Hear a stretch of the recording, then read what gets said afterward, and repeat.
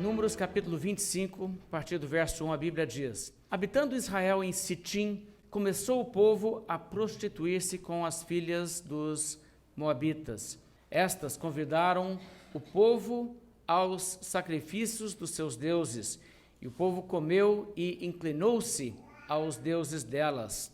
Juntando-se Israel a Baal-peor, a ira do Senhor se acendeu contra Israel. Disse o Senhor a Moisés: Toma todos os cabeças do povo e enforca-os ao Senhor ao ar livre, e a ardente ira do Senhor se retirará de Israel. Então Moisés disse aos juízes de Israel: Cada um mate os homens da sua tribo que se juntaram a Baal-peor. Eis que um homem dos filhos de Israel veio e trouxe a seus irmãos uma midianita perante os olhos de Moisés e de toda a congregação dos filhos de Israel, enquanto eles choravam diante da tenda da congregação. Vendo isto, Finéias, filho de Eleazar, filho de Arão, sacerdote, levantou-se do meio da congregação e, pegando uma lança, foi após o homem israelita até o interior da tenda e os atravessou ao homem israelita e à mulher, a ambos pelo ventre. Então a praga cessou de sobre os filhos de Israel. Os que morreram da praga foram 24.000. Então disse o Senhor a Moisés: Finéias, filho de Eleazar, filho de Arão, o sacerdote, desviou a minha ira de sobre os filhos de Israel, pois estava animado com o meu zelo entre eles, de sorte que, no meu zelo, não consumi os filhos de Israel. Portanto, dize: Eis que lhe dou a minha aliança de paz, e ele e a sua descendência depois dele terão a aliança do sacerdócio perpétuo, porquanto teve zelo pelo seu Deus e fez expiação pelos filhos de Israel. O nome do israelita que foi morto com a midianita, era Zinri, filho de Salu, príncipe da casa paterna dos simeonitas. O nome da mulher midianita que foi morta era Cosbi, filha de Zur, cabeça do povo e da casa paterna entre os midianitas. Disse mais o Senhor a Moisés: Afligireis os midianitas e os ferireis, porque eles vos afligiram a vós outros quando vos enganaram no caso de Peor e no caso de Cosbi, filha do príncipe dos midianitas, irmã deles, que foi morta no dia da praga, no caso de Peor. Até aí nossa leitura. Nos capítulos anteriores, os capítulos 23 e 24, nós encontramos os moabitas tentando prejudicar a nação de Israel com sua bruxaria, com os encantamentos que eles queriam trazer contra o povo de Israel. Entretanto, foi um fracasso absoluto. Na realidade, eles não conseguiram nem mesmo a pronúncia de palavras vazias que soaria bem aos seus ouvidos, mesmo que não tivessem efeito. Nem isso eles tiveram apenas o desgosto de ouvir que Deus protegeria Israel e que Israel seria abençoado. Por outro lado, que quem detesta Israel seria julgado. Agora, nesse caso, nós temos uma situação onde realmente o povo de Israel sofre bastante dano. E não se deve ignorar que por trás desse ato está Balaão. No final do capítulo 25, Balaão, você vê que a maneira em que ele agiu com medo de Deus realmente e recusou falar aquilo que eles o pagaram para fazer. Balaão se indispôs com os moabitas. E agora nós encontramos os midianitas. Veja, não confunda os nomes, são povos diferentes. O que acontece é que Balaão não pretendia perder a viagem. Ele havia saído lá da região onde o Eufrates corria e é chegado até ali para amaldiçoar Israel. Os moabitas estão meio que com raiva dele. Então o que ele faz? Para não voltar para casa com as mãos vazias, ele viu ali os midianitas que também tinham esse sentimento de hostilidade com Israel, não queriam que Israel existisse, estivesse ali entrando nessa terra, na terra que Deus lhe havia prometido. Mas agora, a essa altura, ele já entendeu muito bem que não adianta chegar ali e tentar rogar pragas contra Israel, não adianta tentar fazer suas feitiçarias e qualquer coisa desse tipo. Afinal de contas, Israel está sob proteção espiritual de Deus, que é muito maior que qualquer entidade aí que as pessoas possam querer invocar. E o que acaba então acontecendo, esse contato que ele teve com Deus de Israel, o faz entender que não adianta usar essa tática. Mas ele também percebeu que Deus é um Deus santo e é um Deus que, se você não andar na linha, ele te pune. Não era isso que ele entendeu em relação à maneira em que Deus lhe disse: você vai, mas você fala o que eu falo. E ele entendeu muito bem que quando ele foi pensando assim, eu vou chegar lá, eu falo o que eu quiser falar, aquele anjo com a espada lhe comunicou rapidamente, o negócio aqui é coisa séria. Então, o que ele entendeu foi que haveria uma outra maneira de prejudicar Israel. Então, ele bolou um outro plano de ação e levou isso para os moabitas. O verso 1 aqui do nosso texto nessa noite nos diz o que aconteceu. O verso 1 diz: habitando Israel em Sitim, começou o povo a prostituir-se com as filhas dos moabitas. Estas convidaram o povo aos sacrifícios dos seus deuses, e o povo comeu e inclinou-se aos deuses delas. Isso é o que aconteceu. Agora vamos ser bem claros aqui. Observe que no verso 2, quem foi que convidou não foi homens e mulheres. O texto usa um sujeito feminino. Veja o verso 2. Estas convidaram. Não estes, mas estas. Ou seja, quem? A indicação é que as filhas dos moabitas, as mulheres, não os homens. Foi um convite estendido exclusivamente por mulheres. O povo de Israel foi lá, inclinou-se aos deuses de quem? Deles, dos moabitas? Não, aos deuses delas. Veja novamente a palavra feminina aqui. Isso é destaque, isso não é uma coisa que deve passar despercebido na sua leitura. Os rituais de adoração a Baal, aqui fala sobre Baal Peor, eram rituais que envolviam prostituição. Era, na verdade, uma coisa degenerada de uma natureza que não se poderia descrever num ambiente como esse. O que acontece naquele contexto é que eles então enviaram as mulheres para fazer o convite aos homens de Israel para participarem desse tipo de coisa. E homens de Israel foram. E é isso que a Bíblia nos informa que aconteceu aqui. O povo de Israel entra em desobediência aos mandamentos de Deus, envolvendo-se não somente com idolatria, como também com atos de imoralidade nesses ritos. Agora, veja que o verso 1 diz: quem fez isso? Habitando Israel em Sitim, começou o povo a prostituir-se. O verso 2 diz: e o povo comeu e inclinou-se aos deuses delas. O que indica que foram um número expressivo de indivíduos. Se tivessem ido 12, não se diria o povo fez isso. Quantos foram? Bem, eu não creio também que foram milhares, mas algum número expressivo de pessoas foram.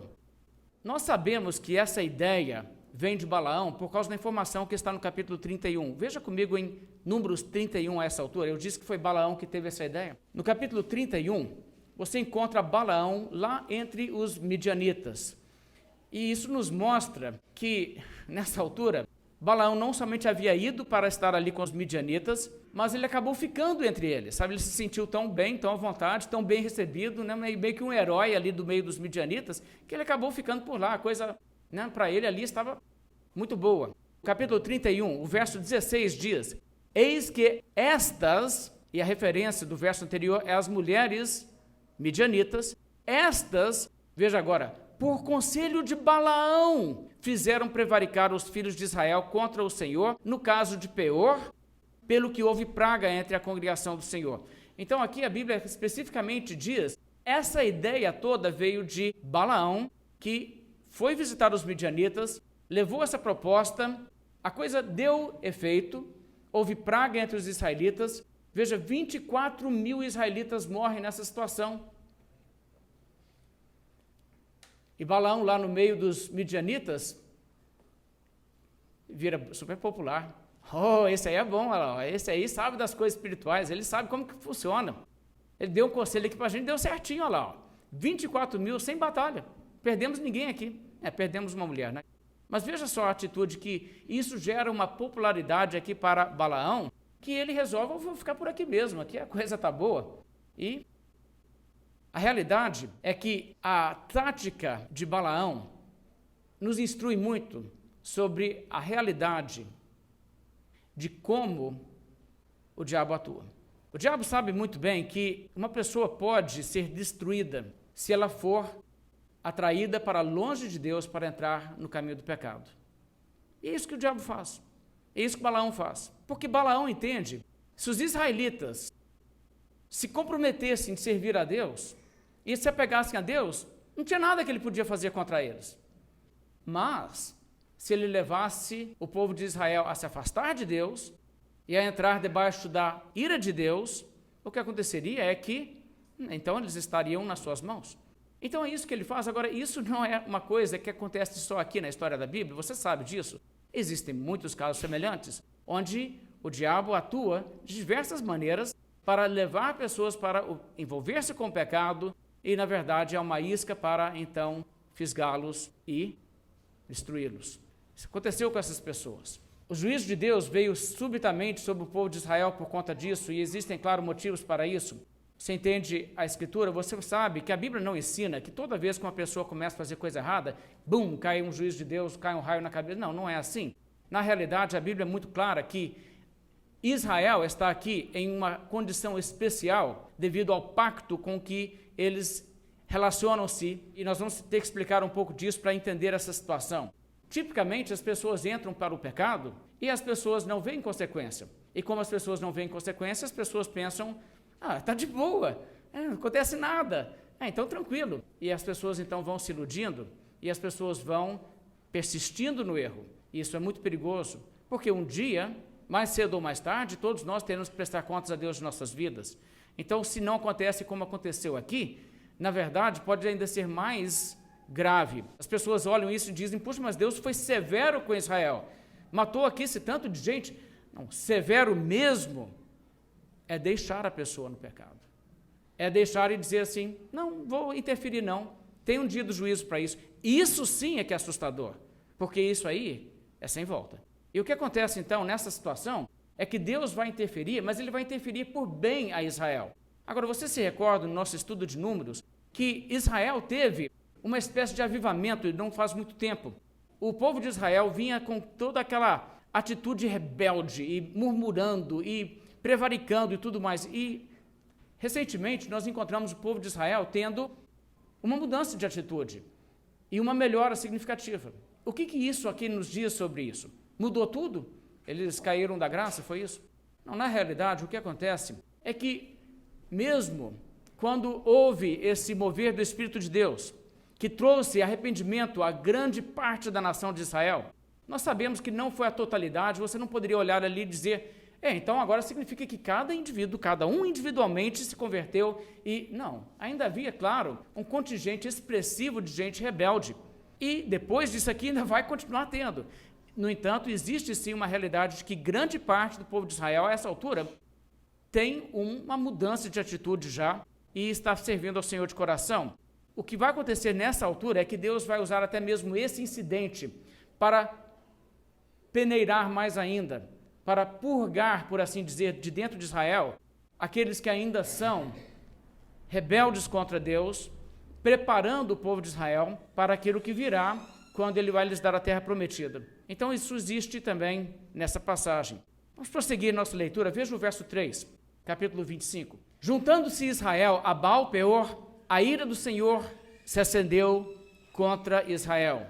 Porque quando diz aqui que a ira do Senhor se acendeu, está dizendo mais do que simplesmente que Deus desaprovou, está dizendo que Deus derramou sua ira sobre Israel. Isso indica que juízo da parte de Deus caiu sobre o povo, e nós sabemos qual foi o juízo, nós somos informados no verso 8. Veja no verso 8. Então a praga cessou de sobre os filhos de Israel, final do verso 8. Ou seja, uma praga surgiu, uma praga que estava matando pessoas. A essa altura, no verso 8, a praga cessa. Então a praga rompeu. Veja, a narrativa é muito breve, é uma leitura muito rápida, mas você deve perceber que isso descreve coisas que transcorreram ao longo de alguns dias. Não é uma coisa que aconteceu numa tarde, entre 2 horas da tarde e 4:30. Na verdade, são coisas que aconteceram ali ao longo de alguns dias. E a praga rompeu, a praga se espalhou, pessoas foram atingidas, pessoas estavam morrendo. Então existe essa intervenção onde a praga cessa.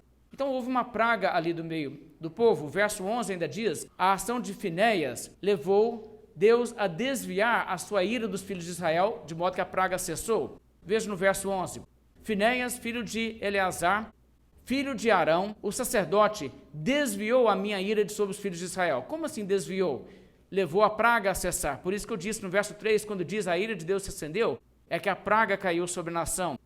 Então Deus diz Por isso, no final do verso 11, não consumi os filhos de Israel. Ou seja, se não houvesse nada que interferisse a essa altura, a praga teria continuado. A praga teria continuado afetando indivíduos e matando indivíduos. Agora vamos pensar um pouco sobre essa praga e como isso acontece e por que isso acontece. Por que Deus pega tão duro assim com Israel, mas ele não pega duro assim com os midianitas? Afinal de contas, os israelitas aqui, nem toda a nação, alguns da nação, acabaram de se envolver com isso, enquanto os midianitas estavam envolvidos com isso já há gerações. E não somente uma parte, como a totalidade, poderia se dizer, da nação. E agora Israel começa a fazer isso, e de repente, bum, uma praga em Israel e não em Midian.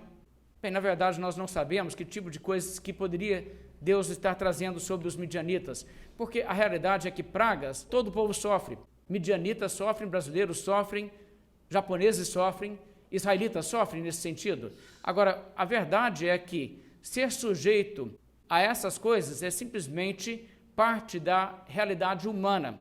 Mas o pacto de Deus com Israel era um pacto que dava exatamente proteção contra isso, entre uma série de outras coisas. A verdade é que ser parte do povo da aliança de Israel colocava os israelitas desse período em uma situação única. Veja, esse aqui é um caso único na humanidade. Não se aplica a nós brasileiros, diretamente assim, não se aplica aos japoneses, não se aplica aos mexicanos, aos australianos. Só se aplicava a Israel e Israel da velha aliança. É importante entender isso. Os termos de pacto envolviam duas coisas: bênçãos por obediência, maldição por desobediência. Os termos eram assim: se fossem obedientes uma vez que fizeram o pacto como nação com Deus, um pacto que nenhuma nação pode chegar a Deus e dizer, aqui, nós resolvemos fazer um pacto com... Não, Deus é que toma a iniciativa, Deus é que propõe, e eles então anuíram a aliança com Deus. Mas nesse caso, veja só, se fossem obedientes, seriam abençoados, exaltados acima de todas as nações, e abençoados como nenhuma nação é abençoada. Agora veja, toda nação é abençoada. Não é verdade? Toda nação é abençoada. Não existe uma nação que não é abençoada. E Deus faz nascer o sol e cair chuva sobre justos e injustos ao redor do mundo. O que Deus propõe para Israel é, na nossa aliança, vocês serão abençoados como nunca nenhuma outra nação foi ou será. Mas, se forem desobedientes, eles seriam julgados e as maldições de Deus cairiam sobre eles, como sobre nunca nenhuma nação sofre. Ou seja, dois extremos, ou o extremo da bênção, ou o extremo da maldição. Israel, quando esteve em obediência, teve dias gloriosos.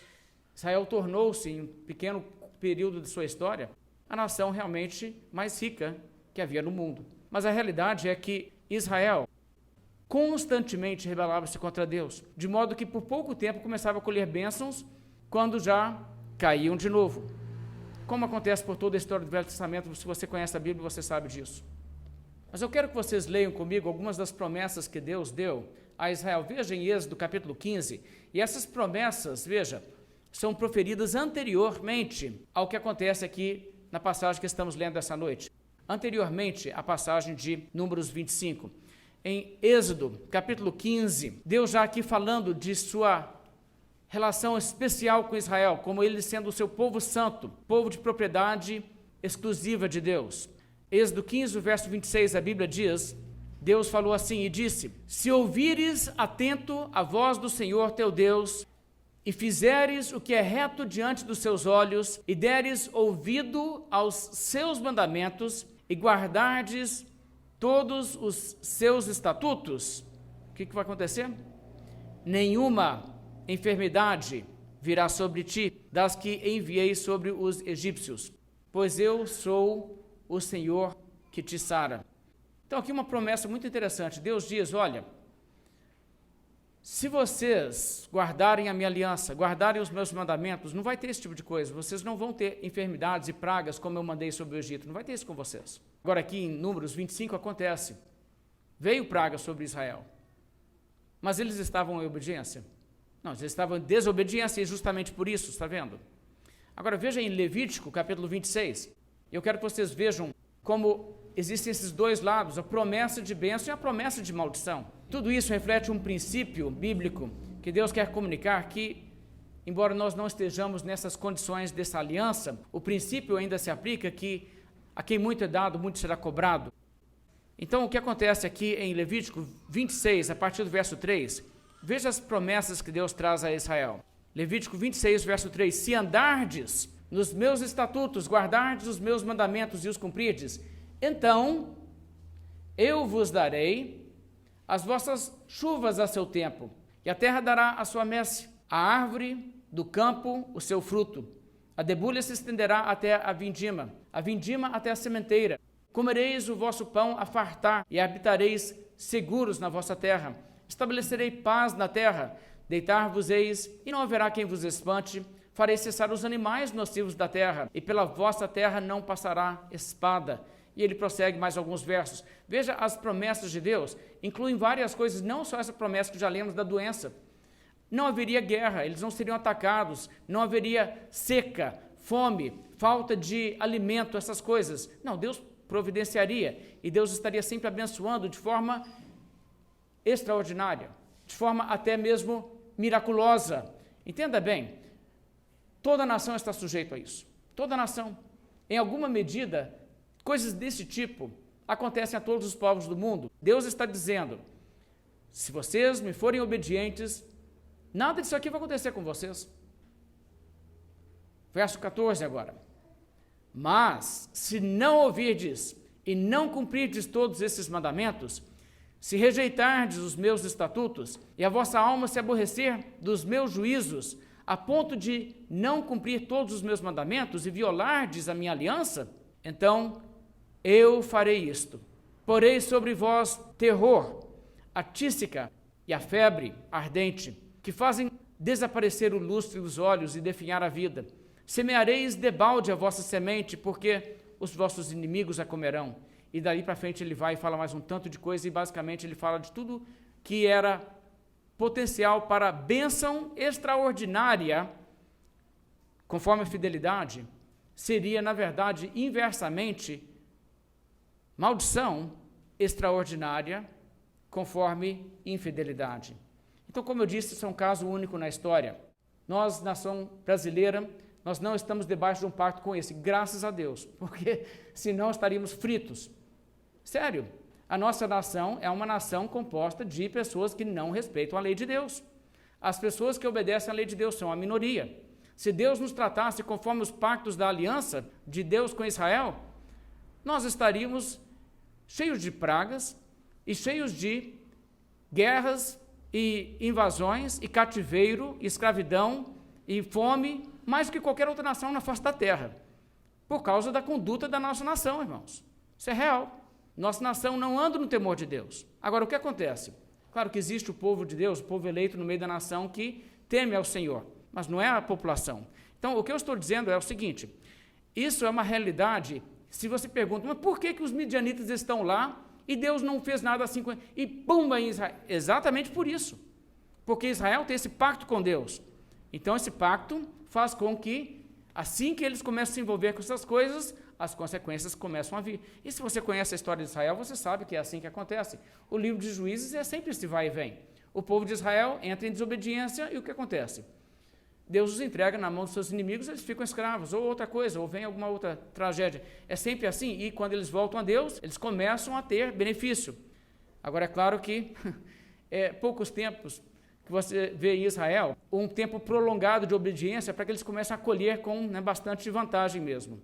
Essa rotineira rebelião contra Deus faz com que a nação de Israel sempre esteja vivendo esse vai e vem, cai sob a maldição de Deus.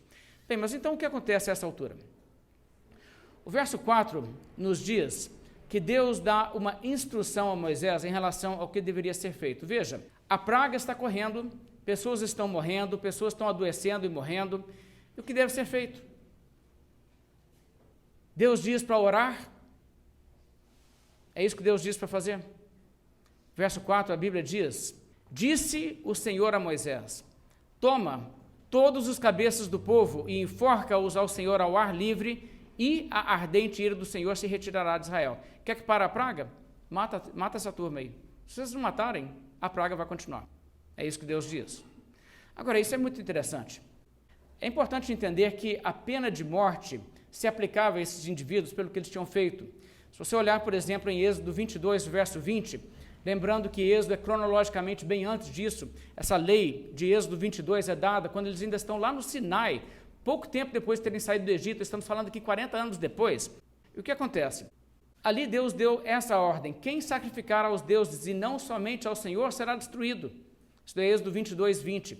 Ou seja, havia ali pena de morte para quem envolvesse com esses sacrifícios a outros deuses.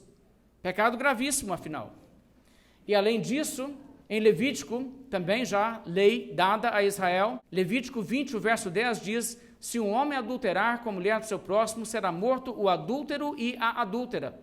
Então, sobre duas infrações com pena de morte, eles eram culpados de crimes que deveria dar pena de morte em Israel. E alguém tinha sido executado por acaso?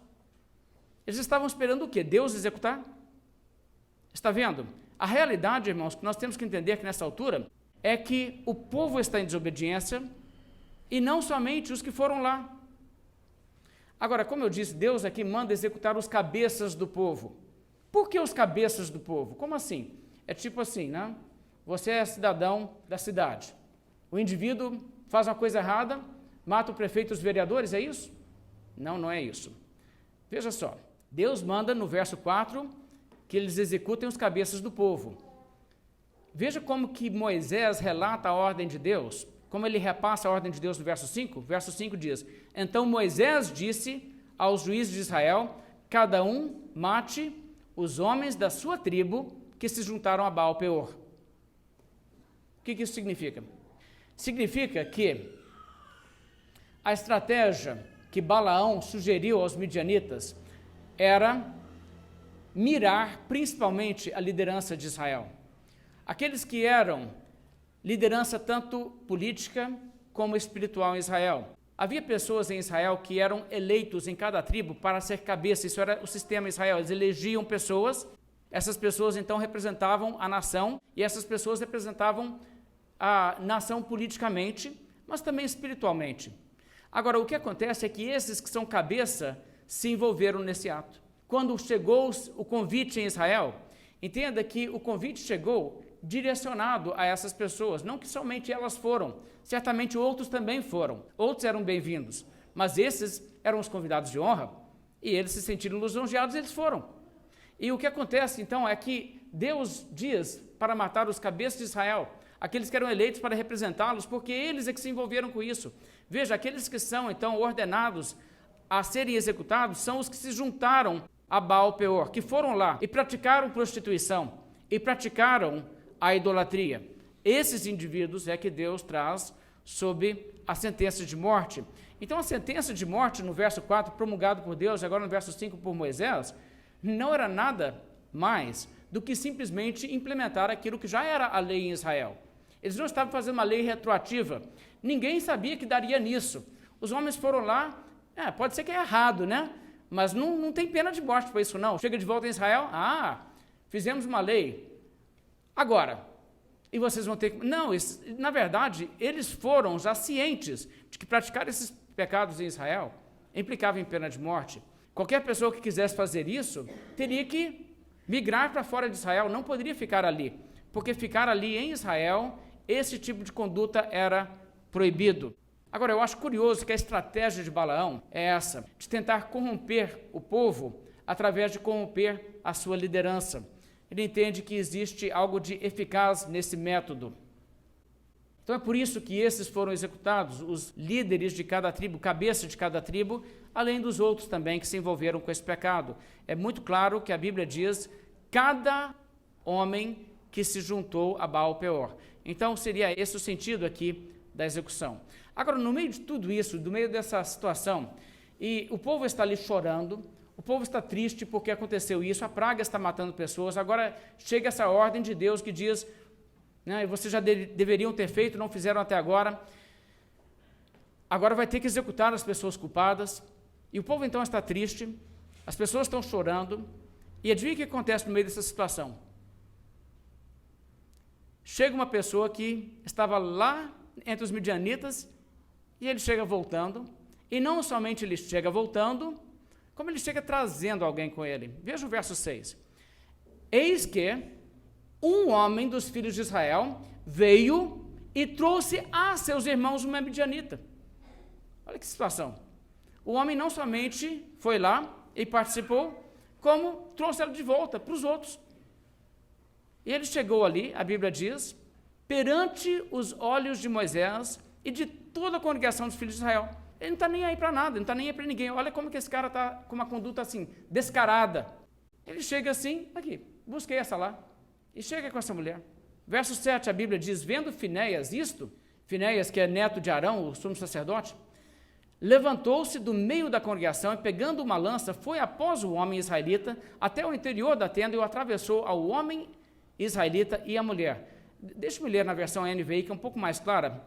Atravessou os dois com a lança, atravessou o corpo do israelita e o da mulher, de uma vez. Você consegue entender o que aconteceu aqui? Essa cena, irmãos, por causa da, poderíamos dizer assim, a cara de pau desse indivíduo, de se comportar dessa maneira e de querer trazer isso de volta para Israel. E olha, esse indivíduo aqui não era uma pessoa, vamos dizer assim, sem status em Israel.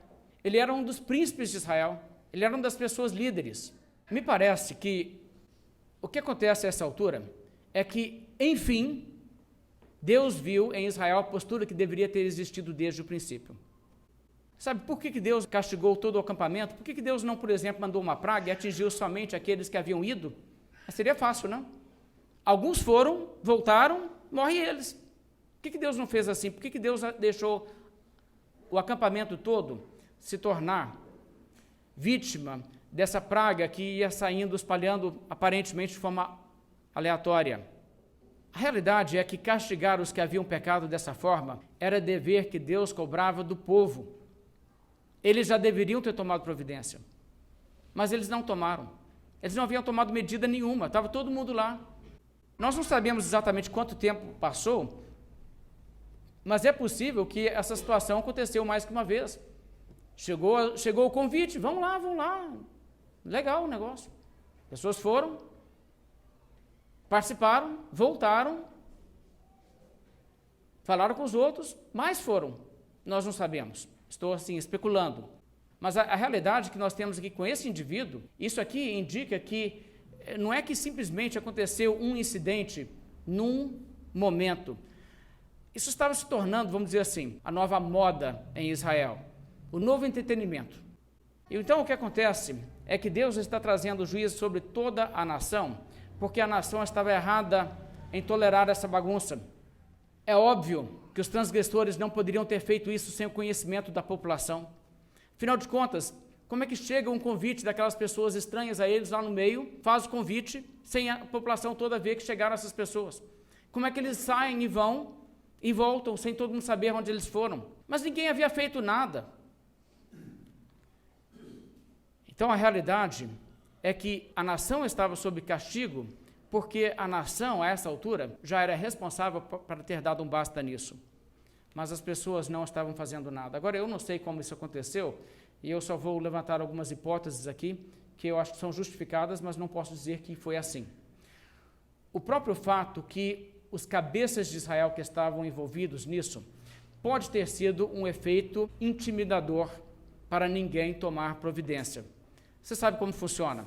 Afinal de contas, são pessoas suspeitadas, pessoas importantes, pessoas, né, de uma certa moral entre a população. Eles é que foram. Talvez outras pessoas sentiam assim, quem sou eu, né, para chegar e chamar a atenção deles todos, né? Eles é que são os homens eleitos, eles que tinham que fazer alguma coisa, eles estão fazendo. Entende? Talvez isso. É também possível que alguém reprovou e disse que isso não pode estar acontecendo, nós temos que fazer alguma coisa. E a lei de Deus. Mas se alguém falou isso, é evidente que foi ignorado, pelo menos ninguém havia feito nada a essa altura. Então a praga começa e pessoas começam a morrer. E ainda assim, nada acontece, até que as pessoas em desespero, diante dessa praga, vão e clamam a Deus, e Deus diz, mata os homens. Não era para vocês terem feito isso já? E veja, essa obstinação contra Deus de dizer assim, não, a lei de Deus é muito severa, não dá para ser assim não, o que é isso? Eu não faço não, eu sou gente boa.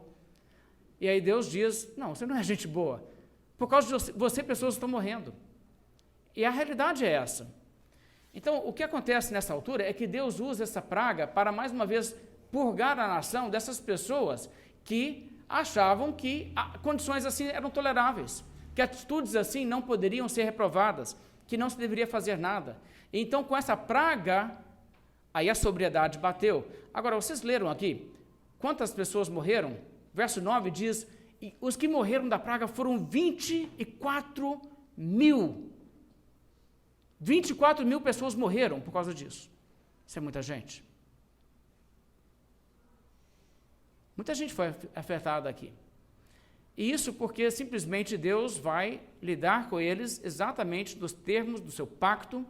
Se eles se desviam, Deus vai trazer juízo. A nação só voltaria debaixo da proteção de Deus pela sua obediência. Agora, algumas lições que nós temos que aprender com uma passagem como essa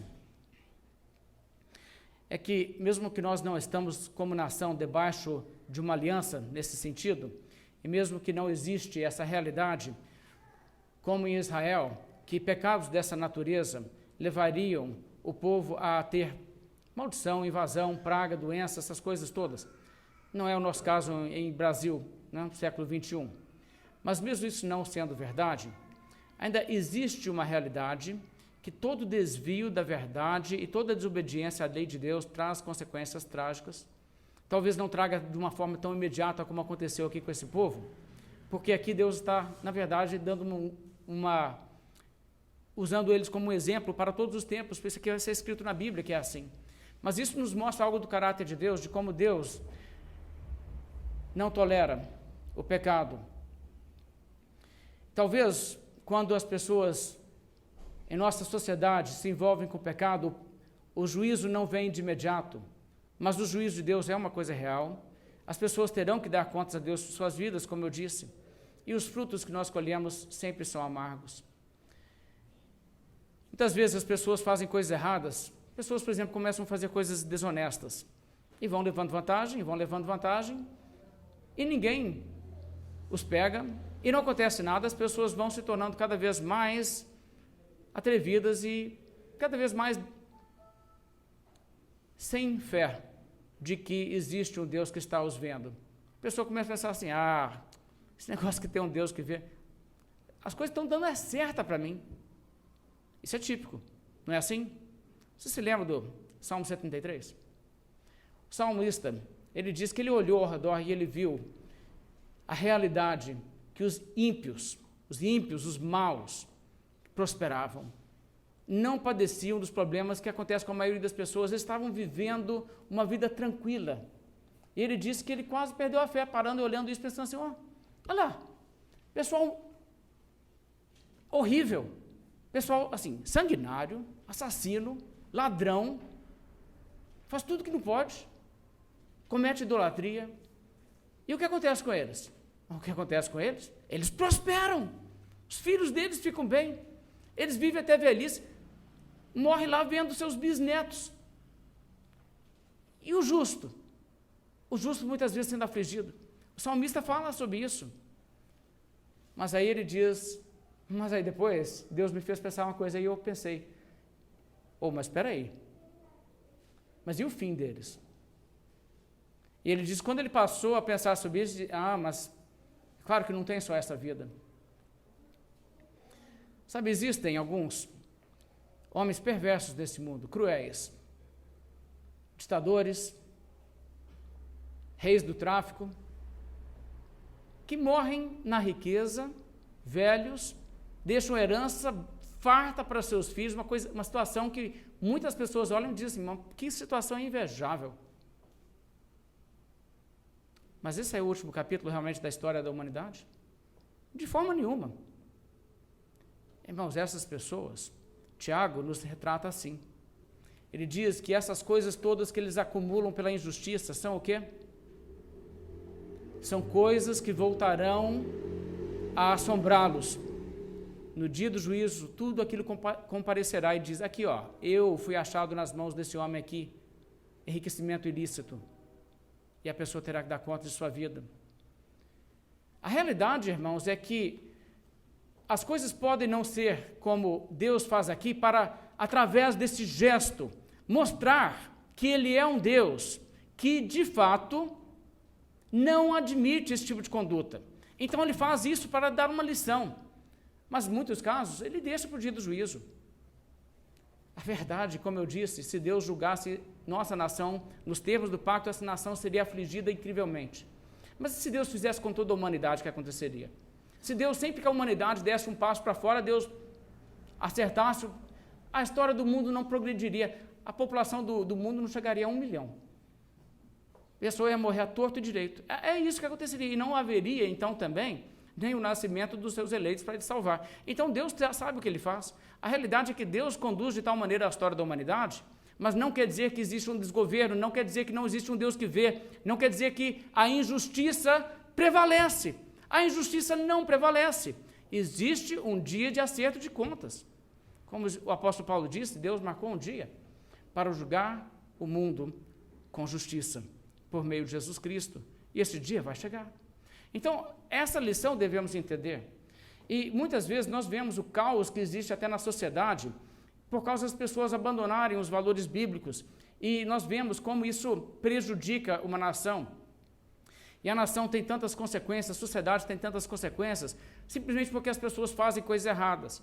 Mas não é como acontece, como a Bíblia diz que aconteceria com Israel. Claro que não, é diferente.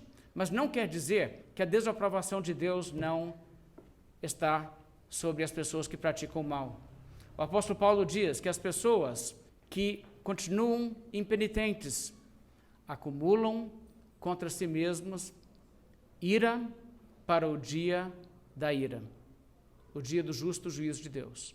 Então é uma realidade. Agora, então, essa lição de que Deus não aprova o pecado e que o pecado será julgado e as pessoas serão, sim, levadas a um prestar de contas e que Deus é um Deus de ira e Deus é um Deus que mata e Deus é um Deus que vira as costas para as pessoas e abandona as pessoas para sempre. Isso é real. Isso é real. Se alguém te falar o contrário, é um falso profeta, não creia nele por amor à sua alma. Isso é o que a Bíblia mostra, esse é o Deus verdadeiro. Irmão, isso aqui aconteceu no tempo e no espaço. Isso aqui é verdade. Se Deus não tivesse interferido dessa maneira em Israel, sabe o que aconteceria? Mais cedo do que aconteceu, porque aconteceu depois, os israelitas teriam se envolvido com a idolatria de forma generalizada, logo estariam fazendo o sacrifício humano, logo estariam fazendo aqueles atos obscenos, absurdos, como atos religiosos, e a interferência de Deus aqui foi misericórdia com esse povo. Ele ainda preservou muita gente ali de se envolver com o pecado. Agora, outra lição que nós entendemos aqui, os pecados dessa ordem, os pecados de ordem sexual, são pecados muito perigosos, são uma armadilha que o diabo usa. O diabo sabe quanto isso prende as pessoas. O diabo sabe que isso é uma forma de desviar muitas pessoas que se interessam pelas coisas de Deus e começam a querer saber mais de Deus e mais da Bíblia, se envolvem com o pecado de natureza sexual e logo as pessoas não acham mais tanta graça assim nas coisas de Deus. É por isso que o diabo se empenha tanto por criar uma sociedade como a nossa sociedade, que corrompe tanto as pessoas e tenta corromper muito cedo. Você sabe que nossa sociedade se empenha por corromper a juventude. Você vê hoje crianças aí namorando. Nem sabe o que é namorar, mas já agindo dessa maneira, sendo induzidas de brincadeira com pessoas que nem têm pensamento de algum dia ter um casamento ou coisa desse tipo, que nem tem cabeça para pensar nesse tipo de coisa, mas está lá beijando, está lá se pegando. Essas coisas aí que o mundo ensina as pessoas a fazerem, e existe uma pressão sobre os jovens para entrar nisso aí, todo mundo faz. Irmãos, outro dia uma pessoa estava nos contando lá em casa, que como moça, no colégio, porque não ficava com rapazes, começaram a espalhar, essa aí não gosta de homem não, uma pressão, uma coisa absurda. Sabe, a conduta que a juventude está adotando em nossa cultura é uma iniciação para uma vida de promiscuidade que termina no inferno. É uma coisa gravíssima. As pessoas começam isso aí, elas pensam assim, eu sou livre, eu não pertenço a ninguém. Olha, se você não é casado, não é que você é livre. Se um dia você pretende casar, você é daquela pessoa com quem você um dia casará. Você tem que pensar dessa maneira. Moça, se você não é casada, pense assim, um dia Deus vai me dar um marido, o meu corpo é do meu marido, não é meu. Rapaz, se você é solteiro, pense isso. Se eu não tenho cônjuge hoje, um dia Deus vai me dar uma esposa, e o meu corpo pertence à minha esposa. E viva isso, e pense assim, eu não vou trair essa pessoa com quem eu vou fazer um compromisso agora. Seja uma pessoa realmente fiel aos princípios da palavra de Deus. A Bíblia nos conclama a isso, irmãos. Agora, os ambientes aí que eles criam para a diversão de jovens são o quê? São incentivos a toda espécie de sensualidade. É música sensual, danças desenvolvidas para despertar desejo, os filmes e as séries que eles empurram para as pessoas, abarrotados de conteúdo sexual, tudo desde insinuações até enredos que desvirtuam a boa moral. Não mostra nada, mas mostra como que, as pessoas hoje todas vivem assim, até mesmo cenas que são nada menos que pornográficas. Eu achei interessante, outro dia eu vi um artigo escrito pelo John Piper sobre uma série que muita gente está assistindo, chama Game of Thrones, 12 motivos para não assistir Game of Thrones. Eu quero ler um pouco do seu artigo. Ele escreveu o seguinte, veja que esses são 2 dos 12 motivos que ele diz pelo qual um cristão não deveria assistir programas como aquele. É programa que envolve muita cena de nudez e tal. Ele diz, me interessa a alma dos atores? Me interessa? Se os atores ali vão para o céu, vão para o inferno, isso me interessa? Quando perseguimos, ou recebemos, ou adotamos a nudez no nosso entretenimento, estamos implicitamente endossando o pecado das mulheres que se vendem dessa maneira e, portanto, são despreocupadas com suas almas. Outra pergunta, eu ficaria feliz se minha filha fizesse esse papel? A maioria dos cristãos são hipócritas ao assistir a nudez, porque, por um lado, dizem ao assistir que não há problema, e, por outro lado, eles sabem, no fundo, que não queriam que suas filhas, ou esposas, ou namoradas, estivessem interpretando esse papel. Isso é hipocrisia. E, de fato, é hipocrisia. E, de fato, é uma coisa assim, que nós vamos nos ambientando nesse ambiente degenerado que o mundo cria, e nós começamos a achar tudo muito normal, tudo normal, tudo normal. E o diabo usa disso tudo para perverter as mentes e depois a conduta das pessoas. A Bíblia diz, acima de tudo que se deve guardar, guarda o seu coração, porque dele flui os mananciais da vida. Agora uma pergunta, o diabo ainda usa a tática de religião sensual? Sim, o diabo usa sim. Aliás, o diabo ainda oferece a opção de religião carnal como alternativa para a religião, para uma pessoa que diz assim, não, mas eu quero uma religião, não quero ficar longe de Deus, eu quero Deus na minha vida. Mas, eu gosto de coisas assim. E vem em diferentes graus de intensidade. Existem, por exemplo, as igrejas que liberam tudo. Igrejas onde você pode ir, viver em pecado, e ninguém te confronta, todo mundo te trata como normal, e aí você pode pensar assim, eu tenho o melhor dos dois mundos, Eu tenho o meu pecado e eu tenho uma expressão religiosa.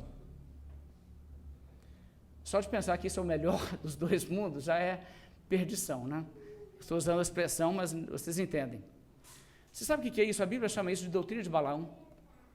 Quero que você veja em Apocalipse capítulo 2, verso 14, que Jesus denunciou justamente isso na igreja de Pérgamo. A igreja de Pérgamo, em Apocalipse capítulo 2, tinha indivíduos ali que estavam promovendo a doutrina de Balaão.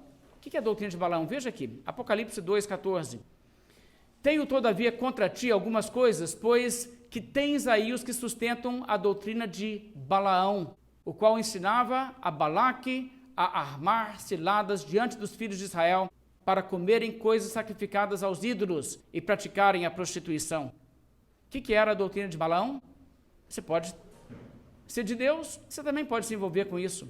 Ou seja, você encontra a doutrina de Balaão em igrejas onde eles falam para as pessoas: não, você não é casado, mas não é normal, o namorado tem intimidade física, é normal. Ou você vê a doutrina de Balaão, onde as pessoas fazem vista grossa a divórcio ilegítimo e novo casamento, que a Bíblia chama de adultério. Ou você encontra a doutrina de Balaão em igrejas que aprovam práticas que a Bíblia condena, como prática homossexual. E as igrejas hoje estão fazendo até a discussão aí se a pessoa pode ser ordenado pastor na igreja, se ele tem esse tipo de vida. Agora, muita gente quer a igreja assim, mas olha, a Bíblia é muito clara. Sede sóbrios e vigilantes, o diabo, vosso adversário, anda em derredor como leão que ruge procurando alguém para devorar. Uma igreja assim tem a doutrina de Balaão, e uma pessoa que está nessa igreja, ela está sob a condenação de Jesus Cristo. Jesus não somente censura a igreja de Pérgamo, porque havia essas pessoas ali, e ele não só censura essas pessoas, ele censura a igreja como um todo por permitir que houvesse entre eles essas pessoas. Existe também a realidade que muitas igrejas vão levando até mesmo para dentro do seu culto e da sua liturgia aquilo que acaba sendo sensualidade. E isso também é preocupante em nossos dias. Olha, existem estilos musicais, conduta para se apresentar em público como cantor, que é cuidadosamente desenvolvido para vender a imagem de que quem está fazendo o show é sexy. E nós crescemos vendo isso aí na televisão o tempo todo. Chegamos na igreja e achamos que tem que fazer assim na igreja, porque isso aí é normal, todo mundo faz. Irmãos, isso é muito perigoso. O pastor Nathaniel Sabino conta sobre como uma vez, na sua igreja, ele colocou um jovem para dirigir a música. E que o jovem resolveu, então, chegar ali para dirigir a música, e ele pegou um microfone, eu vou ilustrar aqui, chegou na frente do povo, olhou e pensou assim: não está bom. Ele estava com a camisa, botão até mais ou menos aqui, ele abriu os 3 botões da camisa. Mas de onde vem isso? O que isso aí tem a ver? Aí eu sei que você vai ligar aí programas de televisão no domingo, você vai ver gente se apresentando assim. É que uma conduta dessas mostra valores do mundo, isso não mostra valores cristãos, não tem nada a ver com a adoração de Deus. E o pastor Nathaniel chamou e disse: vem cá, assim, essa camisa aberta aí, volta isso aí. Aí ele voltou e cantou.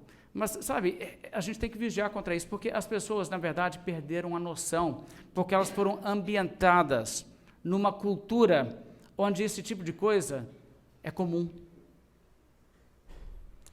E outra lição que nós aprendemos aqui é que nós temos que tomar providências no meio do povo de Deus para não deixar que o mal tome conta, mesmo que os envolvidos sejam os líderes. O verso 10 nos conta como Finéias agiu e como ele foi lá, e ele fez o que eles deveriam ter feito desde o início, né? Finéias é uma autoridade do povo, ele é um sacerdote, afinal de contas, não é um indivíduo zelote, ele é uma autoridade. E ele foi e executou aqueles 2, não somente o de Israel, mas a mulher de fora também que estava ali. Agora veja o verso 14, todos 2 eram gente importante, como se diz. O verso 14 diz que o nome do israelita que foi morto era Zinri, filho de Salu, príncipe da casa paterna dos simeonitas. Veja que esse homem era príncipe em Israel, da tribo de Simeão. E a mulher? A mulher também era gente importante. Ela era filha de Zur, cabeça do povo da casa paterna dos midianitas, princesa dos midianitas. Finéias foi lá e deu um basta na coisa, e ele matou os 2. Exatamente o que a lei exigia fazer. Ninguém, claro, vai entender que a Bíblia está ensinando que tem que fazer isso hoje. Não, a lei em Israel era essa. E o que ele fez estava totalmente certo. E a realidade, irmãos, é que quando ele vai e faz isso, e a praga cessa, Deus fala tão bem do que ele fez, que Deus diz, por causa disso, a linhagem de Finéias vai continuar no sumo sacerdócio permanentemente, enquanto existir essa aliança. Ou seja, Deus aprovou? A Bíblia não fala assim: esse homem fez isso. É claro que Deus não aprovou. Sabe, o cara foi meio radical? Não, era exatamente o que devia ser feito. Exatamente isso.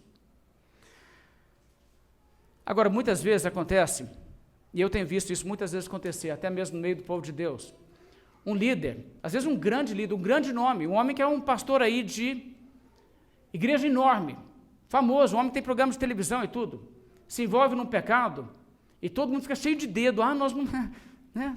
Olha, né, quem que é, não pode fazer nada. Existem casos, e mais casos, de pessoas assim, envolveram-se com o pecado, que quando a igreja os disciplinou, uma turma da igreja não concordou, e o homem sai, e uma leva vai com ele, e ele funda a sua igreja. Pode se chamar a igreja Icabode.